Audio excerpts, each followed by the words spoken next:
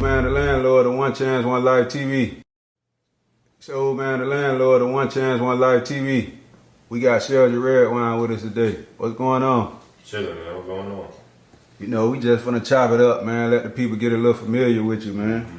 So, you know, we finna get straight into it, man. Let's speak on your childhood. Let's talk a little bit about your upbringing. Was raised in Miami. I was born in Daytona. My mom had me while she was in Bethune. As soon as I was born, I was transported down here to Miami, where I was really raised up at. Good parent household, two-parent household. I had my mother and my stepfather raising me, but at the same time, my father was always in my life, great upbringing, bringing on my father and my mother's side. I was truly blessed, what I say, to be able to have three sides of the family, you understand? So being able to, have access to my father's side, my mother's side, and my stepdad's side, and just, I always felt like I always wanted to be a glue within my family. So be able to bring everybody in, so where it could be like, it ain't just this side, just as an entire family, where I'm like the base, is other sides of the family, but everybody can come together and be able to have a relationship. Right. That's understandable. So what were some of your hobbies as a kid? As a kid, I used to always be rapping, writing down raps and stuff, just trying to be creative.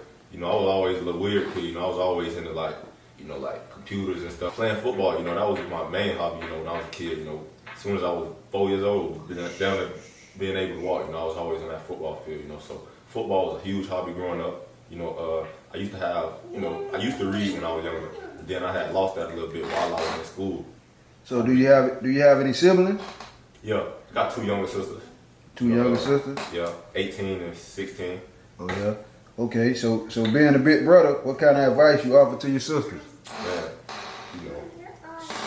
really offering to my sisters, just helping them, not trying to be like where I'm overprotective, but just having them to allow to be able to understand, what you should be able to look for in a man. You know what I'm saying? Right. From a man perspective, telling her I know how it is, you know what I'm saying? So, cause I was one of them dudes, chasing out the girl, you know what I'm saying? You feel me? I'm not gonna tell her, I'm not gonna tell her what to do, you know what I'm saying? But all I can do is try to offer some insight on at your age, you know what I'm saying? I was once your age, understanding my mindset, the mindset of the people who was around me, who was dudes at my age, you know what I'm saying? Just trying to offer some understanding, pick up just energy off a dude, you know what I'm saying? To understand if a dude trying to use you, or you feel me, he really wants something genuine, so just offering that type of advice, just letting them know, I'm a protector, you know what I'm saying? So Right. I need, just call me, I'm whatever for it. Yeah, that's understandable there. So in high school, through football, you received a scholarship to the University of Miami, correct? Yes. So what was the feeling like receiving an offer to the University of Miami? It was crazy. It was really crazy because I got offered late in the process. Growing up, I always wanted to go to Miami. It was a huge dream of mine. You know what I'm saying? Being able to go from the park, you know what I'm saying, to Killian, and then be able to have an opportunity to go to the University of Miami. It was always a dream of mine. I got offered late in the process. I started getting down on myself a little bit in the process because, by my junior year, I got my first offer after my junior year. And I had got 34 offers. Right. But none of them was from my hometown. Right. You know what I'm saying? So after acquiring all these offers, I done got my name out a little bit. So I was starting to be like, man, I ain't even gonna, you feel me? I'm just finding somewhere to go. Right. You know what I'm saying? But late in the process, somebody that they had ahead of me, he had changed his mind and went somewhere. And they had came off of me, you know what I'm saying? I was never nobody who was just gonna be like, oh, they ain't do enough. You know what I'm saying? So when I got the opportunity, I'm like, it's what I want to do, so I'm gonna do it regardless. Right, you took advantage of the opportunity. Yeah, so I'm gonna take the opportunity. If I want to do it, that's what I'm gonna do. It don't matter if they came late, early, you know what I'm saying? Yeah. It's what I want. The opportunity came, and just take advantage of it. Yeah, blessing in the sky. Yeah, really. Yeah, that's what's up. So how does Sheldrick Redwine spend his free time? Free time, honestly, reading, I have my head in the books, knowledge is a huge thing, you know what I'm saying? So I used to kill people for trying to read back then, you know what I'm saying? So there's something in that book that's worth reading, you know what I'm saying? So reading, I like to be outside within nature, you know what I'm saying? Just being in myself, I won't consider myself an introvert, you know what I'm saying? But I like being within myself, just feeling like I'm maintaining control and, reading books, just enlightening my mind, that's something that, it put me at peace. Also just, mastering music, you know what I'm saying? Just messing around with the music side a little bit. But, outside of that, really be with myself, be home, you know what I'm saying? Chilling. Alone. Sit back, stay humble, sit back and just analyze. That's what I like to do. You know, just sit back, analyze what's going on, and then, you know, try to make the best decision for myself on what I need to do based off of what I analyze. Yeah, that's a great way to be. Okay, so we had conversations about NFTs and metaverse. Mm-hmm. Elaborate on that for me.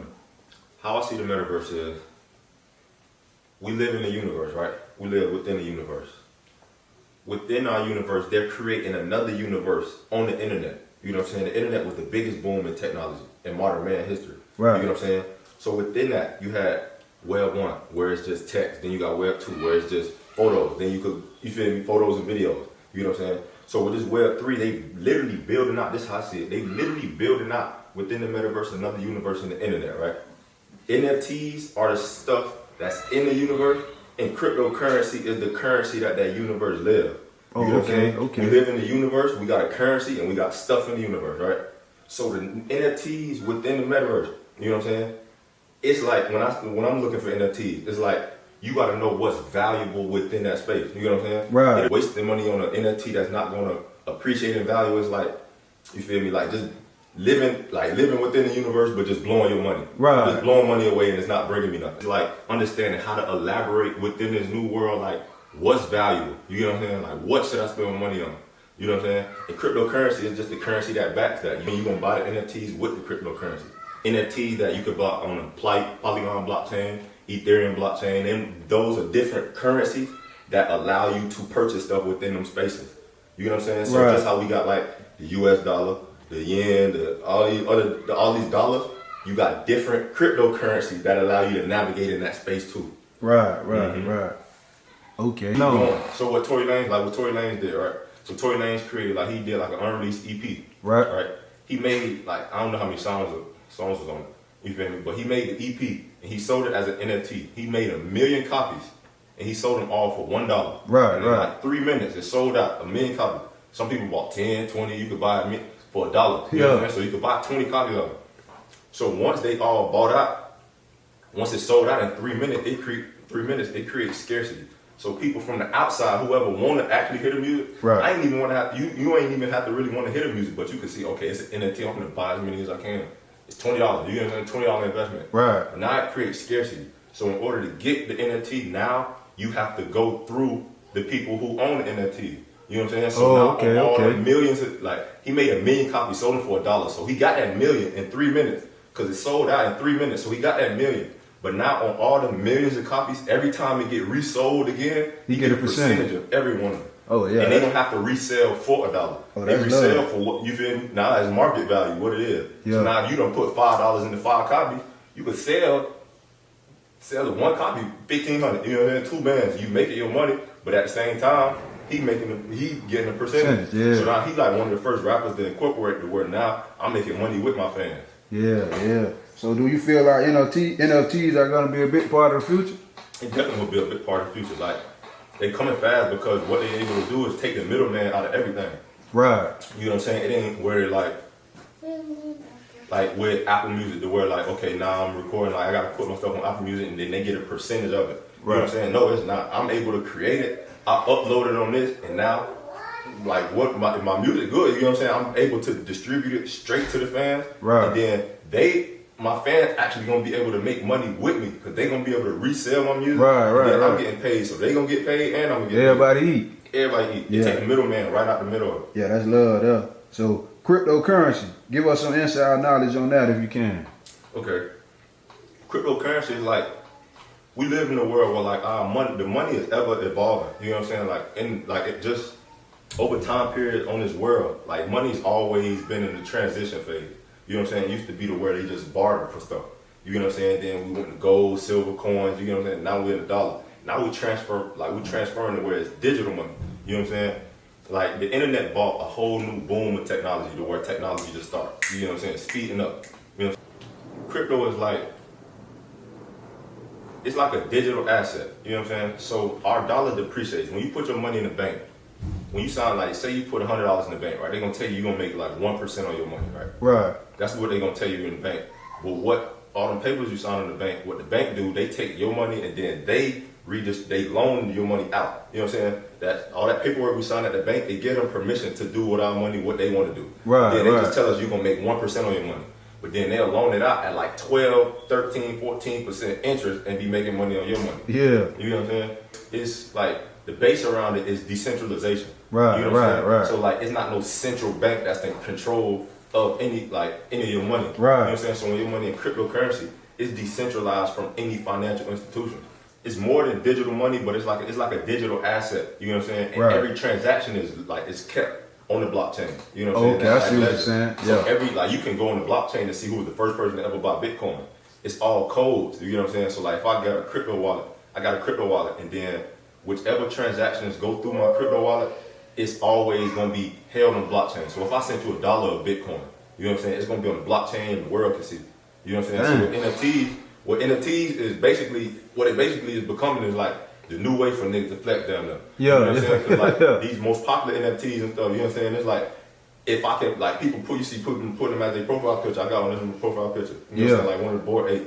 So people put them as their profile picture and it's like, okay, people know like, oh, them 8s cost a lot. Like, oh, whoa, he got one. You know what I'm saying? Yeah, So like, it's like yeah. a new way of like flexing. You know what I'm saying? But at the same time, it's an investment. You know what I'm saying? So like with my 8, I paid like 30 bands for it, right? Like 2 months ago, paid like 30 bands for it. But I'm already getting like, I'm holding it, you know what I'm saying? I'm holding it for long term because I see where the project going long term. But at the same time, people been offering me 50 bands, 52 bands, 53 bands, you know what I'm saying? Yeah. Like just offering. So I'm holding on it, you know what I'm saying, for the long term. And then at the same time, it's like another way of flex, but it's an investment. You know what I'm saying? Like I invested in it, the project, because the project boom, you know what I'm saying? But it's like at the same time, it's like people just see them 8s and they like, oh, like, baby got one, like, he got, yeah, like, you feel me? Yeah. So it's like a new way of flex, but at the same time, you investing your money into it because you could get offers and make your money back. So what kind of literature you been reading lately? Reading a lot of personal development, spiritual development type books. You know what I'm saying? Just trying to get an understanding about myself, you know, so I could, you know, just try to operate as optimal as I can within myself. You know what I'm saying? When you understand yourself so much, outside forces, you know, as humans, we react to people. Right, you know what I'm saying? right. Like a lot of stuff can pull reactions from us. You know what I'm saying? But when you understand yourself, you know, you're able to like observe what's going on around you, you know, and then actually be able to analyze what it is, and then, you know, be able to make the best decision for yourself and not just have something pull the reaction from you. Right, You know what I'm right, saying? So right. like just reading just spiritual development books, you know, books about the mind, teaching us how the mind works. You know what I'm saying? Like we humans, but we never been taught what a human is. You know what I'm saying? We got minds, but we never been taught how to truly use our mind. Right, You know what I'm right. saying? Man, Like, that's deep, though. It is, you know what I'm saying? Even when like we kids, right? I got people just tell us, oh, like, pay attention. Like, you know, naturally as kids, we just curious, we be everywhere. You know what I'm saying? Now people just tell us, oh, like, stop, just pay attention. But nobody ever taught us how to pay attention. You know what I'm saying? How to truly understand what you feel me, how to like analyze the situation. Like, I need to make the best decision for myself. Instead, like a lot of situations just pull reactions, and then how often we done just did something after you know, like after time that passed, we be like, damn, I wish I ain't never do that. Right, You know what I mean? right. So like just being able to like just control the forces within yourself, and then when you control yourself, you control everything outside of you, because nothing can control you. That's deep, there, man. So as far as investing and building for the future, do you feel that's important? That's definitely important, and that's like, you know, we never, as a people, like I feel like we always been taught like just save your money. You know what I'm saying? Like just get your money, put it in the bank, and just save it. You know what I'm saying? But keep your money in the bank literally kills your money. You know what I'm saying? They give you 1% on your money, but then inflation rising at 6%. You know what I'm saying? So if you put $100 in a bank account, and then in 10 years, you still gonna have $100 in there. Yeah. You know what I'm saying? If anything, you're gonna have like 103. Yeah, You know what I'm yeah. saying? But inflation rising, so like if this book costs $100 this year, as inflation is rising, you know what I'm saying, the price of the book is rising. But your money sitting in the bank account that's only paying you 1%, when inflation paying you 6%, your buying power is, you feel me, depreciating. Yeah, You know what yeah. I'm saying? That's why they used to have hamburgers for 5 cents, 10 cents. Nowadays, you know what I'm saying? So like even with gas, so like when inflation kills money that's in the bank account, you got to be able to put your money into an investment vehicle that's going to make you money, that's going to beat inflation. That's really the game of money. You got to beat inflation, because inflation going to depreciate anybody buying power that's just sitting there. $100 in cash, if it just sat right there, in 10 years it's going to be $100 in cash. You're supposed to be able to take that $100 in cash be able to put that into an investment vehicle and have that money work for you, and it's paying you over the long term. How do you feel about generational wealth? I feel like it's something that as a culture we're supposed to focus on way more. You know what I'm saying? As a culture, we be focused on the moment so much that we don't be thinking about what we could possibly lead down generation. You know what I'm saying? So I feel like as far when it comes to generational wealth, it's like everybody say like they want to do good for their people, like everybody, you know, aspiration to be the body of people's house, you know what I'm saying? But it's really it's not so much the money, you know what I'm saying? Because you can have a lot of money, you know what I'm saying, and, you know, just go, but being able to like financially, actually like strategically put your people in position to where like, I know like my kid ain't got to worry about nothing, then my grandkid ain't got to worry about nothing. You know what I'm saying? So like, I feel like as a culture, we're supposed to put way more emphasis on generational wealth. The time that we in now, like so much more people starting to wake up, you know what I'm saying? Because there's so much information and there's so much knowledge out there that it's like, it's really no excuses anymore. Right. Because it ain't no excuse, you know what I'm saying? Like if you ain't, like if you're not putting yourself or your family in position, you can't really make an excuse. It's really all on you, you know what I'm saying? Right. The information out there, you can go on Google and look up anything you want. All you gotta do is just make it in your mind like, man, what is it that I want to do to make money? You know what I'm saying? What is it that I want to do? You know what I'm saying? To be able to put my people in position and then just do it. Yeah. You know what I'm saying? For the people listening and shit who curious and shit, like, do you have any kids? I don't have no kids. No kids, not yet. No kids, not yet. So you willing to embrace fatherhood or what? Yeah, definitely. You know, we want to reproduce as humans. You know what I'm saying? Like on this planet, like we reproductive animals. By nature, we want to do that. You know what I'm saying? So like, yeah, I want a kid. You know what I'm saying? But I want to always make sure like I can't get into no, you know how I be. Yeah. I want to make sure like when it's time, like this, like it's gonna be something right. Yeah, you know what yeah. What advice can you get all the kids out there chasing the dream? Advice that I get all the kids really just, you know, whatever your dream is, like, you feel me, find your lane, stay in your lane, you know what I'm saying?